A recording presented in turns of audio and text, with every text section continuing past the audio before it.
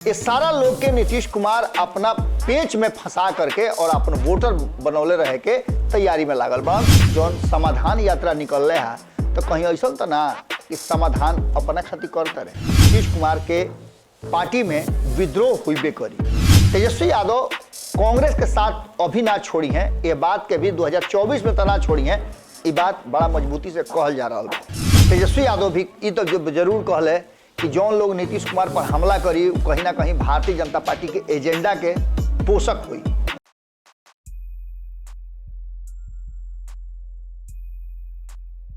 भोजपुरी में परान बसेला एगो बड़ी पुरान हमार लिखल 4 गो लाइन बार वालों से चाहतनी कि आज साझा करी, ओकरा बादे आज के खबर पर ध्यान दिहल जाओ।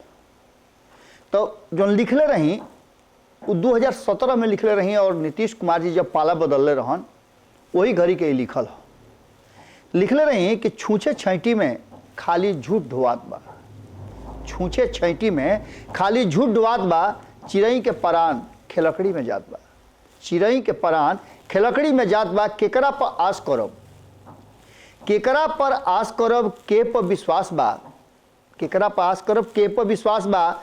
छिनरझप खेले में, छिनरझप खेले में होत विश्वासघात बा। छिनरझप भोजपुरी के एगो बड़ा बढ़िया शब्द है जना में जो काम पर्दा के पीछे से कही जाला, लुका लुका के, ओकरे के छिनरझप कहल जाला।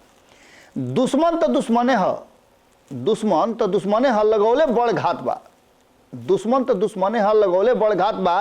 ओका बोका बंद करी हेहर के जात बा, ओका बोका बंद करी हेहर के जात बा। माई के ना माटी के, माई के ना माटी के लमेरा अस घास बा, माई के ना माटी के लमेरा अस घास बा। एकरा के उजरब तबे सांस के आस बा। गोड़ लागतनी हियरा से अभिनंदन बारू वालों के खूटा ठोक हो। अब पहले ही हम रोला से माफी मांगतनी कि हम अब ढेर ढेर दिन पर आवतनी, लेकिन ऐसा नइखे कि रुआ लोग से हम दूर बानी। रोज रुआ लोग के कमेंट पढ़ी ले, रुआ लोग जौन बात कही ले तौन करी ले। बिहार के राजनीति के जौन गुड़ बात बा उ रुआ लोग के बतावे खातिर हम समय समय पे आई ले। आ तनी ठंडो उंडो ज़्यादा पड़त रुए, हालांकि भारत लाइव पर रुआ लोग देखत होकब तो या अक्सर हम आवतनी, लेकिन भोजपुरिया समाज तनी झेर ठंडा गइल बा। ये चलते काम गड़बड़ाता, हमरो याद पड़त रुए, हमरो बुझाता कि हमरो के संघाती होई। और खास करके भोजपुरी में हम बहुत बहुत धन्यवाद देव, बधाई देव कि कई गो लोग अब सामने आ रहा बा। अब इस सारा बात के लेकर के जौन वर्तमान बदलल परिस्थिति बा ओकरा में बिहार के राजनीति कौना और जा रहा बा। तो सबसे पहला बात कि रुआ लोग से बहुत पहले याद हुई कि कहीं ऐसा तो नहीं है कि नीतीश कुमार फुसला देले, और फुसला देले तो का तेजस्वी यादव फुसिल गईले। ये बात के चर्चा खूब होता रहा और यही बात के चर्चा में आज के शुरुआत करब कि नीतीश के फेरा में तेजस्वी अझुरा गईले। ये पूरा कहानी जो बा कहीं ना कहीं ये बात के तरफ इशारा कर रहा बा कि बिहार के राजनीति में बहुत कुछ ऐसा हो रहा बा जौना के लेकर के चर्चा जबरदस्त बा। और नीतीश कुमार तेजस्वी के मुख्यमंत्री बनई है कि ना बनई है, ये बात पर रोज बहस छिड़ल बा। देख लो गांव गिराम में भी कौड़ा तापत लोग यह बतियावता कि दीहे कि ना हो, दीहे तो ना हो, यह कुल चर्चा चल रहा बा। यही चर्चा में अब जो सामने बात आ रहा बा ओकरा में कई तरह के और चर्चा छिड़ गई बा कि नीतीश कुमार आखिर जौन समाधान यात्रा निकल रहे है तो कहीं ऐसा तो ना कि समाधान अपना खातिर करते रहे, कहीं ऐसा तो ना कि फिर पेच में डाल करके 2025 तक ले रही हैं और 2025 में वह मुख्यमंत्री के उम्मीदवार बन जी। नीतीश कुमार पर भरोसा तेजस्वी यादव कर सके, लेकिन उनका दल के लोग के नहीं खे। सुधाकर सिंह का करते रहे लोग को पता बा, कहल तो हो जाता है कि सुधाकर सिंह से करवावल जाता। ये बात के लेकर के जदयू और राष्ट्रीय जनता दल के बीच में तू मैं में शुरू हो गई बा। लेकिन ये सारा बात के फेर में एक बात तो पक्का बा कि तेजस्वी यादव के अरमान पर, लालू प्रसाद के सपना पर कहीं ना कहीं खैंची माटी डाला रहा बा। बात उतने नहीं के अलावे भी तेजस्वी यादव के अरमान पर पानी फेरे खातिर भारतीय जनता पार्टी भी तैयार बा। वह भारतीय जनता पार्टी जौन एक फेरा में रहे कि नीतीश कुमार के पटक दिया, लेकिन नीतीश कुमार तो अपने खेलकड़ी खेले वाला आदमी है और धुरखेली ऐसा खेलौले कि रातों रात भारतीय जनता पार्टी के पलट दिले। लेकिन भारतीय जनता पार्टी भी अभी सोच ले बा कि नीतीश कुमार से फरियावे से पहले उनका के फरके क दियाओ आ फरियावे खातिर तेजस्वी यादव के तैयार कर लिया। अब ये असल लड़ाई तेजस्वी यादव के संगे बा, कारण कि नीतीश कुमार जौन अपन रणनीति बना रहा बड़े और नीतीश कुमार के पार्टी के भीतर जे कुछ भी चल रहा बा वह बात के तरफ इशारा कर रहा बा कि नीतीश कुमार के पार्टी में विद्रोह हुईबे करी। सभे इंतजार करता कि 14 तारीख के बाद का हुई। 2 दशक से लगातार वशिष्ठ नारायण सिंह दही चूड़ा के भोज करत रहन, उनका हाथ से उपेंद्र कुशवाहा ले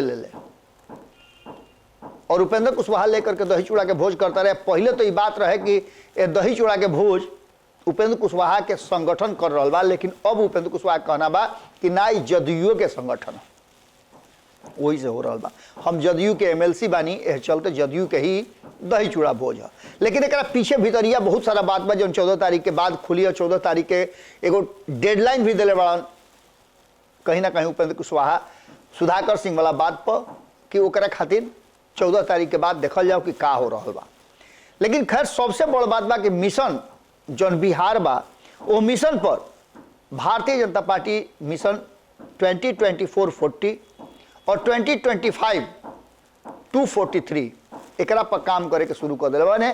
40 गो सीट बिहार के इहे मेन उधा हो गई बा। यही पर खूंटा ठोकल दोनों पक्ष के जरूरी बा, नीतीश कुमार के पार्टी के और खास करके जब ललन सिंह खाली फिर कह दिले और उन्हें नीतीश कुमार कहता रहे कि हम मुख्यमंत्री के दावेदार नहीं की, प्रधानमंत्री के दावेदार नहीं की, अब यही लोग के चलावे के बाद। लेकिन दूसरा तरफ प्रधानमंत्री के उम्मीदवारी खातिर लगातार हुमा हुमी कैले बा ललन सिंह, एक और मतलब का होला।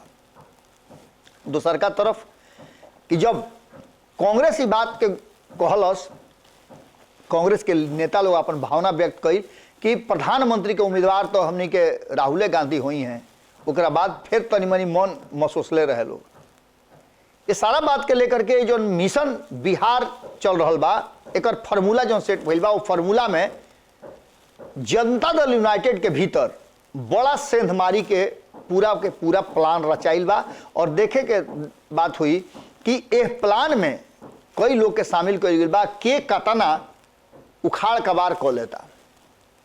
इस सारा बात के लेकर के भारतीय जनता पार्टी अपन रणनीति पर काम कर रहा बा। और वह देखले हो कब कि बिहार भाजपा के लोग बिहार में ना दिल्ली में जाके बैठक करत हुए और वहिया ये बात के फैसला करता कि बिहार में कौना तरह से केकरा से गठबंधन करे के बा और के का करी।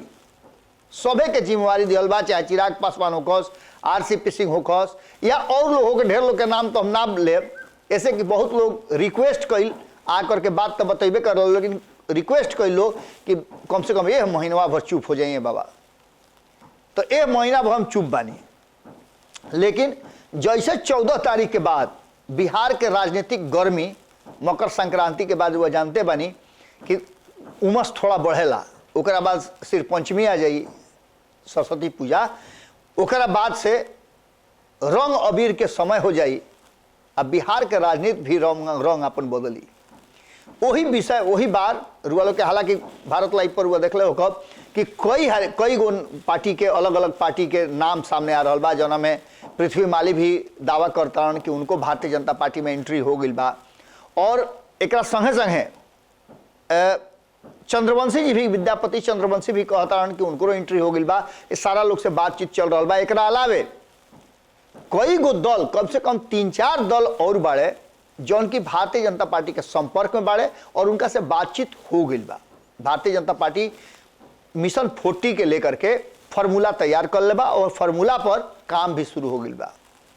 रुआ देखले हो कब कि पृथ्वी माली कौना रंग से बिहार में अपन राजनीतिक जमीन मजबूत कर रहा बाड़े कि लगातार नीतीश कुमार पर हमलावर बाड़े। और खास करके कुढ़नी के चुनाव से लेकर के अब तक ये बुझा गई बा कि ऊंट कौना करवट बैठी, पासंगा भर के काम बा, पासंगा जेने मजबूत हो जाई उन्हें काम शुरू हो जाई। भारतीय जनता पार्टी कहीं ना कहीं ये बात के पूरा अपन रणनीति बना ले बा कि जौन जौन वोट नीतीश कुमार के भीरी रहे। हालांकि रुआ लोग देख ले हो कि नीतीश कुमार अपन वोट बैंक मजबूत करे खातिर अगर लौकुश समीकरण उनकर फेल भी हो जाता तो महिला वोटर के 50% महिला लोग के अपना पक्ष में रखे खातिर नीतीश कुमार फिर से यात्रा कैले बाड़े। ये यात्रा के दूसर कोनो मतलब नहीं है, चाहे जीविका दीदी होखस, चाहे आशा कार्यकर्ता होखस, ये सारा लोग के नीतीश कुमार अपना पेच में फंसा करके और अपन वोटर बनौले रहे के तैयारी में लागल बड़न। एकरा में केहू के दूसरा के ढूके ना दी हैं। तेजस्वी यादव के भी यही चलते वो छोड़ करके यात्रा में निकल बड़न। ये बात के रुआ मान जाई, तेजस्वी यादव के क्षेत्र में जा करके भी नीतीश कुमार तेजस्वी यादव के नईखन खोजत। ये सारा चीज के देख करके एक बात तो पक्का नजर आ रहा बा कि कहीं ना कहीं नीतीश कुमार अभी बुझ गई बा कि भारतीय जनता पार्टी से उनकर नाता उतने रह गई बा कि भारतीय जनता पार्टी उनका के नाम बल्कि तेजस्वी यादव के संगे मजबूती से काम करता। और तेजस्वी यादव के संगे मजबूती से तभी खड़ा रह सकले जब उनकर वोट बैंक तेजस्वी यादव की तरफ शिफ्ट करी। अब देखे वाला बात हुई कि 2024 के चुनाव में नीतीश कुमार तेजस्वी यादव के आगे करके चुनाव लड़ता रहे या फिर कोनो नया समीकरण पर काम करता रहे। तीसरा मोर्चा के भी लगातार चर्चा चल रहा बा। दूसरा तरफ तेजस्वी यादव कांग्रेस के साथ अभी ना छोड़ी हैं, ये बात के भी 2024 में तना छोड़ी हैं, ये बात बड़ा मजबूती से कहल जा रहा बा। सारा बात के साथ साथ खरमास के बाद असली खेला होके के बात कहल जा रहा बा, जहां एक तरफ उपेंद्र कुशवाहा ये बात के बहुत दावा से कहले कि देखे के हुई कि 14 के बाद खरमास बितला के बाद का कुल हो रहा बा। यही में कई गो दल दही चूड़ा के भोज के तैयारी शुरू कर ले बाड़े और ये दही चूड़ा के भोज में कहल जा रहा बा कि बिहार राजनीतिक रूप से आपन गेम खेलेला। बड़ा दिलचस्प हुई अब की हाली के दही चूड़ा, कारण कि 3-4 साल के बाद राष्ट्रीय जनता दल भी दही चूड़ा के तैयारी में लागल बा। लालू प्रसाद के किडनी ट्रांसप्लांट हो गई बा, कहल जा रहा बा कि सब के स्वस्थ बा, जे किडनी दिले बा उ सबसे ज्यादा स्वस्थ बा। रोहिणी आचार्य पूरी तरह से स्वस्थ बाड़ी, उ तो हॉस्पिटलों में देख रुआ देखने की कितना स्वस्थ रही।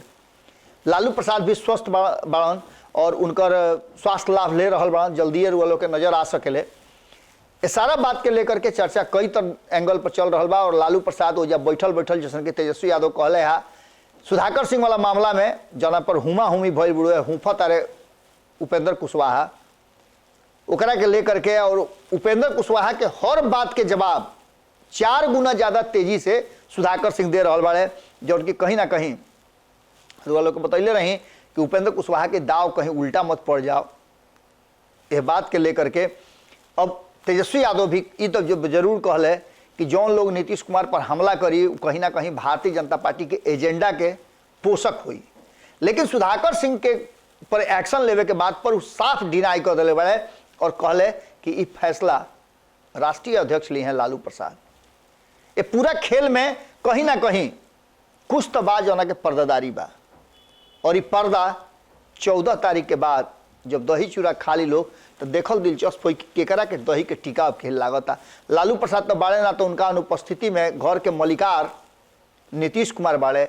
देखा वाला बात हुई कि जैसे लालू प्रसाद दही के टीका लगा के नीतीश कुमार के मुख्यमंत्री से प्रधानमंत्री के कुर्सी तक जाए के आशीर्वाद दिले, तेजस्वी यादव, ललन सिंह, अशोक चौधरी, उपेंद्र कुशवाहा, संजय झा, ये सारा लोग में केकरा के दही के टीका लगाओ तारे नीतीश कुमार और के कर पर्ची निकाला तारे। ये बड़ा दिलचस्प हुई। इंतजार करी सब है उपेंद्र कुशवाहा के दही चूड़ा के, जहां नीतीश कुमार के पहुंचे के पूरा संभावना बा और उसमें तेजस्वी यादव भी शिरकत करी हैं।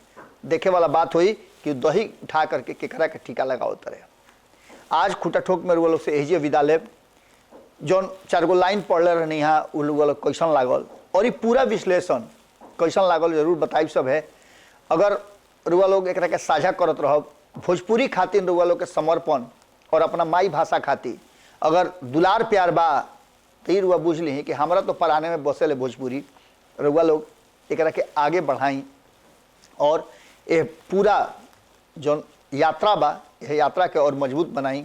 रुआ लोग से एगो बात जरूर कहब कि भोजपुरी में एक चैनल रहा खूटा ठोक के रवीश कुमार जी जब NDTV छोड़ले तो वह बिहान के नाम से भोजपुरी में उतरले और भोजपुरी में उनका से हमारा बातचीत भी भइल रहा। एकरा के लेकर के अब अकेले नहीं खी हम, धीरे धीरे भोजपुरी के तरफ ढेर लोग आ रहा बा और निठा भोजपुरी, छूछे भोजपुरी कि अगर कोई चैनल बा तो जानते बनी रुआ लोग खूटा ठोक के बा। अब एक बाद देखना दिलचस्प हुई कि के फील्ड में उतर के अपना माई भाषा खातिर अपन आहुति दे रहा। फिर भेंट करे के वादा के संगे गोड़ लागत नहीं।